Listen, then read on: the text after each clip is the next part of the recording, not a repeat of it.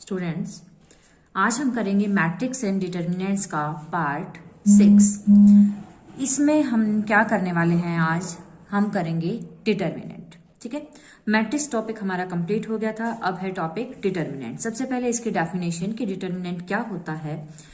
Associated with every square matrix is a unique number called the determinant of the matrix. Simple बात है, किसी भी square matrix की जो कांस्टेंट वैल्यू होती है उसे हम कहते हैं डिटर्मिनेंट। इसको हम डिनोट करते हैं DET.A, यानी कि डिटर्मिनेंट ऑफ A, या फिर A के दोनों तरफ मॉडुलस का साइन।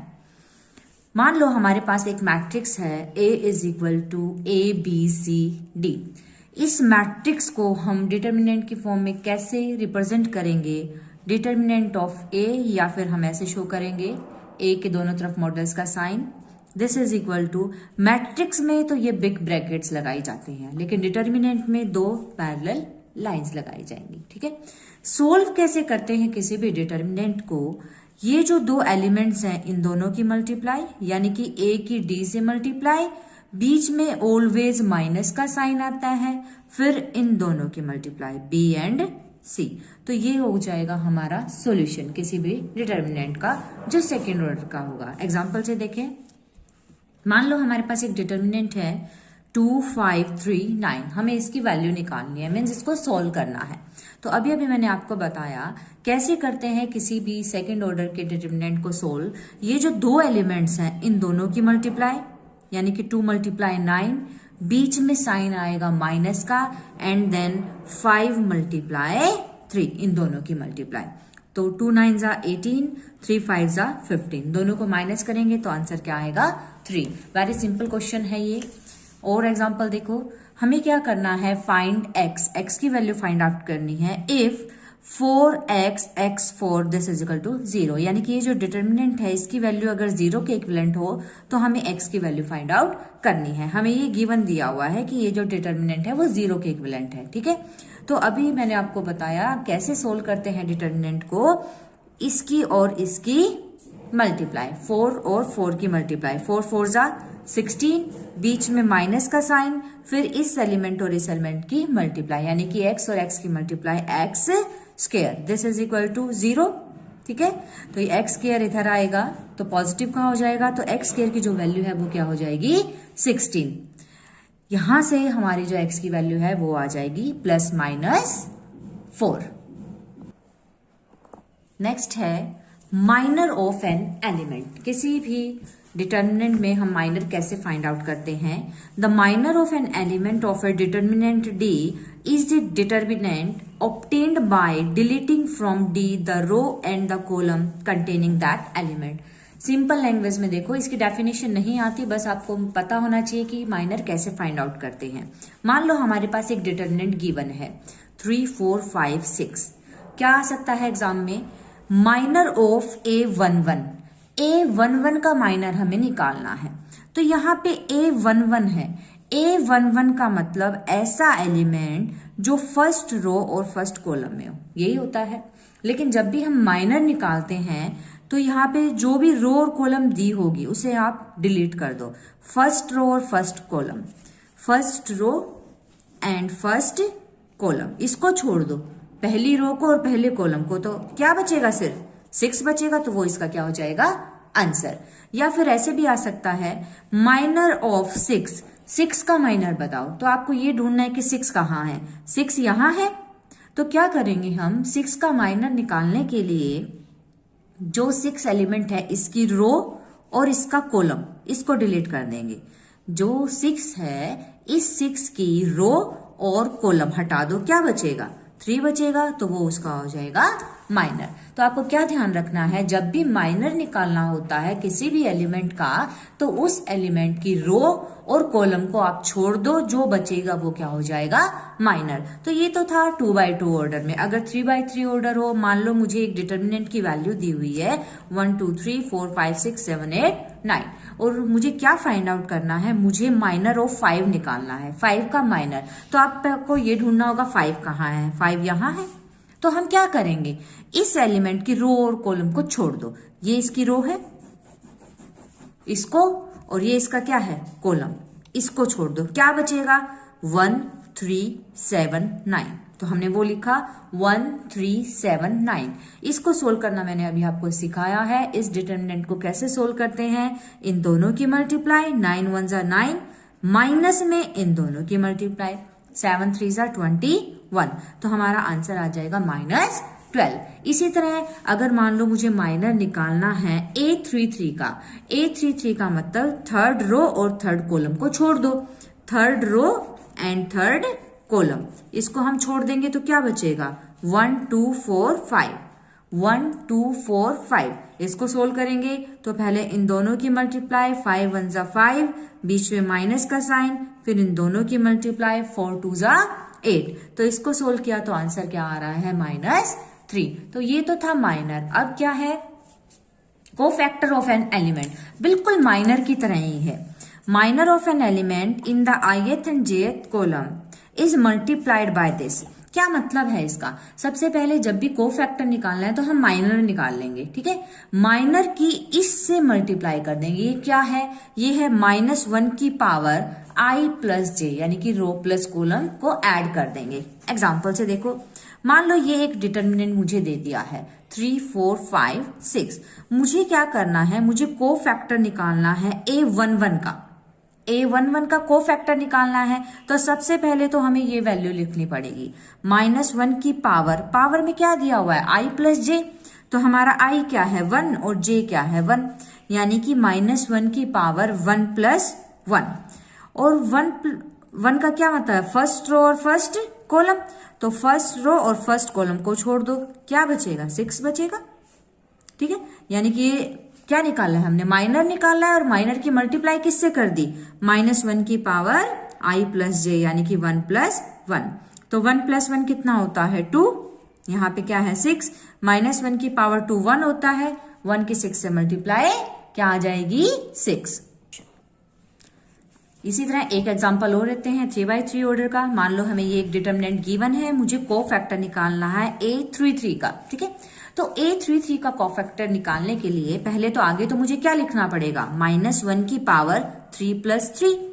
अब क्या करेंगे, A33 का माइनर लिखो यहाँ। तो A33 का माइनर क्या हो जाएगा, थर्ड रो और थर्ड कॉलम को छोड़ दो, थर्ड रो और थर्ड कॉलम छोड़ दो, क्या बचेगा 3 4 -2 और 7। इसको सोल्व कर लेंगे, -1 की पावर 3 और 3 कितना हो जाएगा 6। इसको कैसे सोल्व करेंगे, इन दोनों की मल्टीप्लाई, 7 3 जा 21, बीच में माइनस का साइन, फिर इन दोनों की मल्टीप्लाई 4 की -2 से करेंगे तो -8।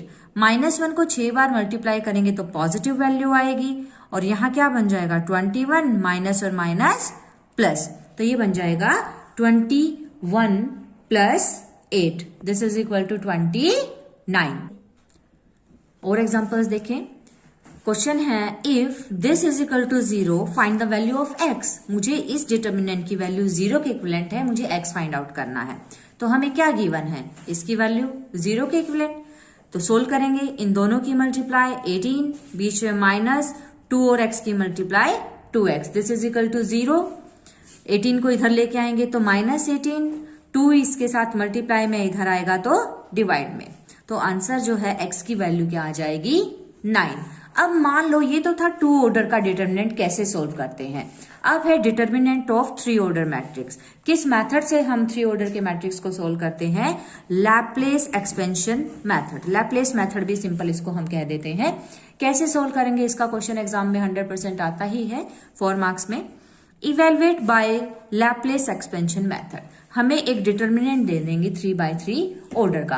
हमें क्या करना है, इसको इवेलुएट करना है। इवेलुएट का मतलब होता है इसको सोल्व करना, इसकी वैल्यू फाइंड आउट करना। कैसे निकालते हैं, ध्यान से समझे।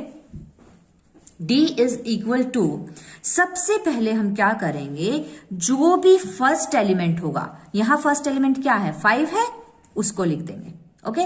फिर हम क्या करेंगे, जो 5 की रो और कॉलम है, जैसे हम माइनर निकालते थे, 5 की रो और कॉलम को छोड़ दो। ये 5 की रो है, ये 5 का कॉलम है, इसको छोड़ दो, ठीक है। क्या बचेगा हमारे पास 3 1 1 0। तो मैंने यहां लिखा 3 1 1 0। अब हम आएंगे सेकेंड एलिमेंट पे। तो सेकेंड एलिमेंट लिखने से पहले माइनस का साइन लगता है ऑलवेज। तो माइनस में सेकेंड एलिमेंट -1। अब मैंने यहाँ पे सेकेंड एलिमेंट लिखा है, तो सेकेंड एलिमेंट की रो और कॉलम को छोड़ दो, क्या बचेगा 1170, 1170। अब टर्न आएगी थर्ड एलिमेंट की, तो यहाँ पे हम थर्ड एलिमेंट लिखने से पहले प्लस का साइन लगाएंगे, तो प्लस में थर्ड एलिमेंट यानी कि 2। अब थर्ड एलिमेंट लिखा है तो इसकी रो और इसके कॉलम को हम छोड़ देंगे, डिलीट कर देंगे, क्या बचेगा 1371, 1371। इसको सोल्व करना मैंने आपको सिखाया ही है। 5 तो एज इट इज, इसको कैसे सोल्व करेंगे, इन दोनों की मल्टीप्लाई 0, बीच में माइनस का साइन, इन दोनों की मल्टीप्लाई 1, माइनस और माइनस प्लस, इन दोनों की मल्टीप्लाई 0, बीच में माइनस, इन दोनों की मल्टीप्लाई 7 1 जा 7 प्लस 2। अब इन दोनों की मल्टीप्लाई 1, बीच में माइनस, 7 3 जा 21। इसको जब हम सोल्व करेंगे, -1 की 5 से मल्टीप्लाई -5, -7 की 1 से मल्टीप्लाई -7, ये बन जाएगा माइनस का 20, माइनस की 20 की 2 से मल्टीप्लाई -40। तो इसको सोल्व करेंगे तो वैल्यू क्या आती है -52। एक बार फिर ध्यान से देखो इस क्वेश्चन को। इसमें हमें क्या करना है, जो भी फर्स्ट एलिमेंट होगा यहां पे उसके साथ प्लस का साइन लगाना है, सेकेंड एलिमेंट के साथ माइनस का साइन लगाना है, थर्ड एलिमेंट के साथ प्लस का साइन लगाना है, प्लस माइनस प्लस। रिपीट कर रही हूं, एक मिनट देखो। फर्स्ट एलिमेंट के आगे प्लस, तो यहां 5 था तो मैंने 5 लिखा, फिर 5 की रो और कॉलम को छोड़ दो, जो बचेगा वो लिखा। सेकेंड एलिमेंट से पहले माइनस का साइन लगाया, फिर सेकेंड एलिमेंट को लिखा, सेकेंड एलिमेंट की रो और कॉलम को छोड़ो, जो बचेगा 1170 हमने वो लिखा। एंड थर्ड एलिमेंट को जब लिखेंगे उससे पहले प्लस का साइन आएगा, थर्ड एलिमेंट लिखने के बाद थर्ड की रो और थर्ड के कॉलम को छोड़ दो, 1371। फिर इसे हम सोल्व करेंगे तो हमारी जो वैल्यू है वो आ जाएगी। नेक्स्ट एक एग्जांपल और हम करते हैं इसका। Expand this by using Laplace method. Expand का मतलब वही है, हमें क्या करना है, इसकी वैल्यू फाइंड आउट करनी है। तो अभी अभी जैसे मैंने आपको बताया, फर्स्ट एलिमेंट से पहले पॉजिटिव, सेकेंड से पहले नेगेटिव, थर्ड से पहले पॉजिटिव। तो इसको ध्यान में रखते हुए हम सोल्व करेंगे। सबसे पहले हमने लिखा फर्स्ट एलिमेंट, यहाँ 3 है तो हमने 3 लिखा, 3 की रो और 3 का कॉलम छोड़ दो, जो बचेगा 6 1 2 3 हमने वो लिखा, यानी कि 3 का माइनर लिखा। इसके बाद सेकेंड एलिमेंट से पहले माइनस का साइन, तो सेकेंड एलिमेंट क्या है -5, तो -5 का माइनर कैसे निकालेंगे, इसकी रो और इसका कॉलम छोड़ दो, 7 1 1 3। थर्ड एलिमेंट से पहले प्लस का साइन, तो प्लस में थर्ड एलिमेंट का माइनर कैसे निकालेंगे, इसकी रो और इसकी कॉलम को हम क्या करेंगे, छोड़ देंगे, तो 7 6 1 2। ठीक है, इसे सोल्व करना हमने अभी देखा था, कैसे सोल्व करेंगे। 3 एज इट इज, इन दोनों की मल्टीप्लाई 18, माइनस में इन दोनों की मल्टीप्लाई 2, माइनस माइनस प्लस, 7 3 जा 21, बीच में माइनस, 1 और 1 की मल्टीप्लाई 1, प्लस का 4 एज इट इज, 7 2 जा 14, बीच में माइनस, 6 1 जा 6। ठीक है, अब हम क्या करेंगे, 18 माइनस 2 16, 21 माइनस 1 20, 14 माइनस 6 8, 16 की 3 से मल्टीप्लाई 48, 20 की 5 से 100, 8 की 4 से 32। तो इसके जब हम सोल्व करेंगे तो जो आंसर है हमारा क्या आ जाएगा 180। ओके।